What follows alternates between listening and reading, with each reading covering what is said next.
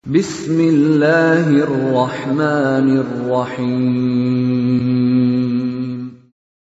Waltakum minkum ummatun yad'una ilal khairi wa ya'muruna bil ma'rufi wa yanhauna 'anil munkar. Assalamualaikum warahmatullahi wabarakatuh. Alhamdulillah wassalatu wassalamu ala rasulillah ma ba'd. Allah berfirman, wajahidu bi amwalikum wa anfusikum. Berjuanglah kalian, berjihadlah kalian melalui hartamu dan dirimu. Hampir semua ayat-ayat berjuangan dan pengorbanan itu dimulai dengan bi amwalikum, harta kalian, harta kalian. Saya mengajak secara praktis dan kami sudah buktikan. Rp1.000 itu bisa luar biasa dahsyat. Bisa beli mobil, bisa buat kuburan, ya, bisa membangun masjid. Uang 1.000. Mari kita satukan uang 1.000 kita. Nanti kami jemput di rekening ini, insya Allah bisa kita buat. Di rekening ini, insya Allah kita buat sebuah kekuatan umat dengan Rp1.000. Rp1.000 dahsyat. Saya mengajak, mari kita buktikan. Assalamualaikum warahmatullahi wabarakatuh. Kita masuk di pembahasan bagaimana hukumnya menarik seseorang ke belakang. Karena biasa juga orang kalau sendiri di belakang ada yang mengambil ikhtiar, nah tarik orang ke belakang. Pernah apa ya? Tarik orang ke belakang. Ada yang pernah lakukan misalnya begini, dia datang, nah tarik orang ke belakang.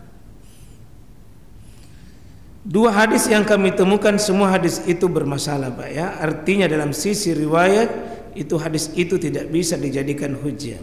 Di sini disebutkan iza inta'adukum ila saf wa qad tamma. Kemudian kata Nabi sallallahu alaihi wasallam, apabila seorang dari kalian itu sudah sampai pada saf yang sudah penuh. Saf yang sudah penuh. Kata Nabi sallallahu alaihi wasallam mengatakan bahwa falyajid ilaihi rajulan yukimu ila jambi, maka hendaknya seseorang dia tarik seseorang dari barisan itu dan dia menempatkan ila jambi di sampingnya. Rawahu Tabrani dalam kitab Mu'jamnya, yakni Mu'jam al-Awsatnya. Hadis ini dhaif, artinya sisi lemah.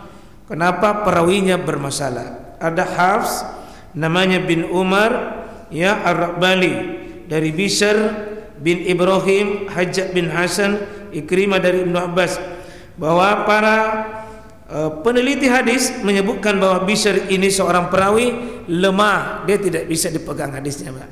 Hadisnya lemah, maka menarik seseorang itu berdasarkan hadis lemah. Begitu juga hadis yang lain, ala dahal tafisab, ya. Nabi SAW mengatakan bahwa kenapa kau tidak tarik seseorang ke belakang. Ternyata hadis ini juga adalah hadis riwayat Ibnu Abi di kitab Mu'jamnya. Maka dihukumi oleh para ulama semua rentetan ini masuk dalam posisi hadis lemah. Dua hadis ini tidak boleh, Pak, kita tarik. Tidak boleh kita tarik.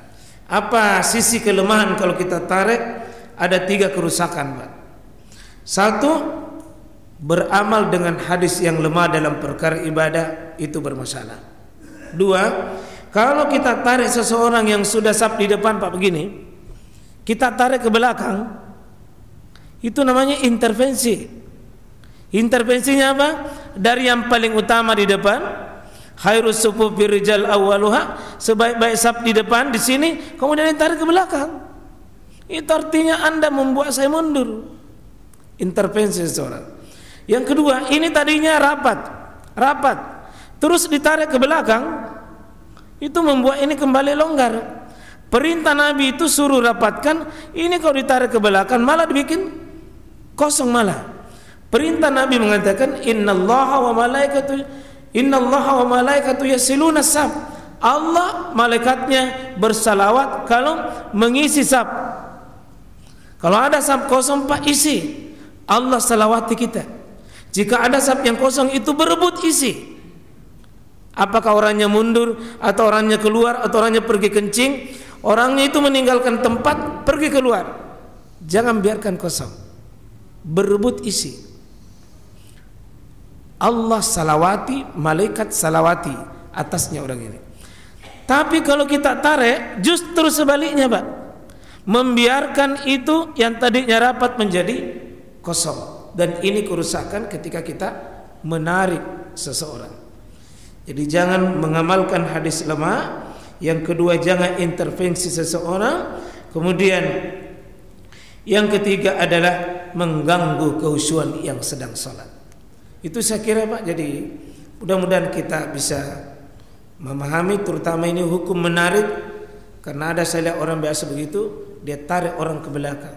Dia bilang pakai hadis ini tidak bisa dijadikan hujjah. Ada juga saya lihat sebagian orang kaki aja simpan dulu di depan satu ji. Dia simpan dulu satu di depan, baru dia tarik ke belakang. Katanya anggaplah sudah masuk saf. Itu namanya hayalan Pak. Tidak ada anggapan-anggapan begitu dalam syariat. Yang ada sunnah adalah kalau yang tidak bisa kita tunggu saf di luar itu. Kalau tidak ada, kalau ada orang berwudu tunggui. Kalau takut kehilangan waktu, kita bisa maju di sampingnya imam. Kalau tidak ada juga celah di sini, sendiri makin di belakang, tidak ada masalah. Tapi itu jangan dibiasakan.